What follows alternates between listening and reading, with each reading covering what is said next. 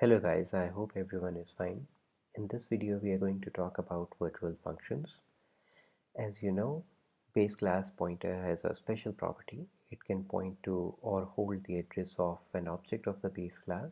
It can also point to or hold the address of an object of the derived class. Let's understand it with the help of a program example, or an example program rather.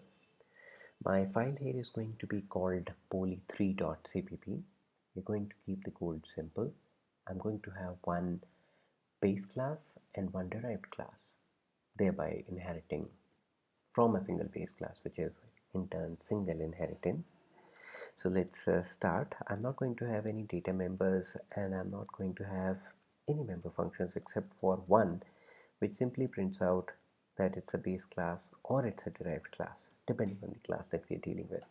So let's start defining the base class base, and going with the philosophy of keeping things simple, no data members.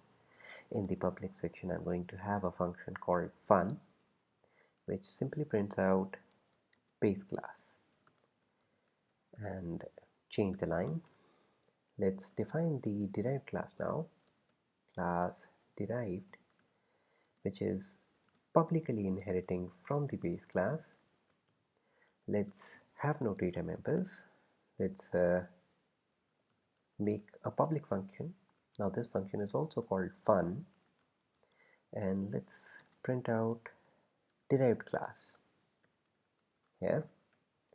Let's close the definition. Let's begin by defining the main function here.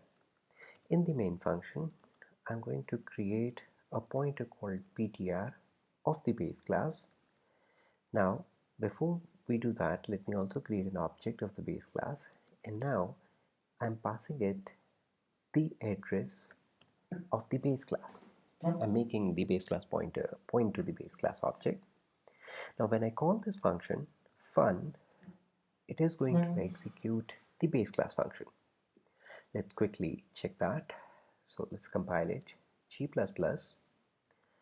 poly3.cpp, and got lucky there, no errors.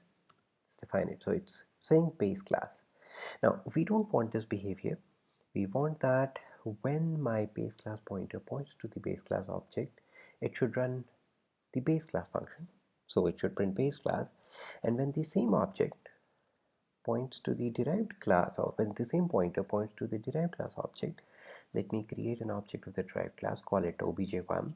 So because of the special property of the base class pointer, it can also point to the derived class object. So let me try to give it a call here. Now if I do this and run the function, once again lucky no errors. So if I go ahead and if I run it, I'm getting base class printed twice.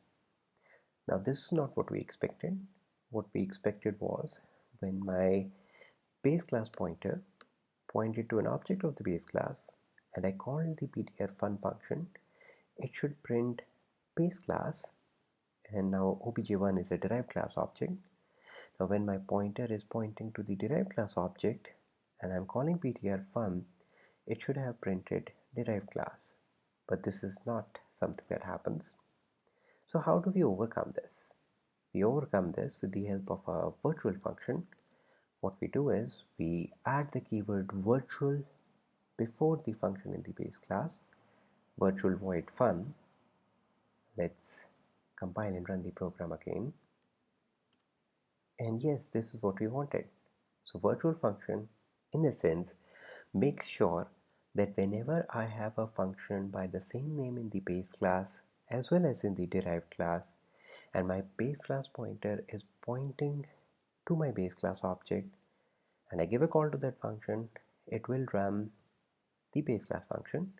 And when the same pointer points to an object of the derived class and I call this function, it is going to go ahead and run the derived class function.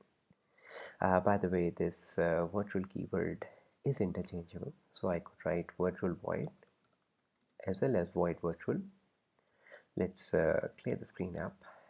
Let's quickly try it out. No errors there.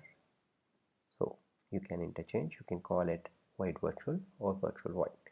So this was virtual functions in a nutshell. Catch you later, guys. Be safe.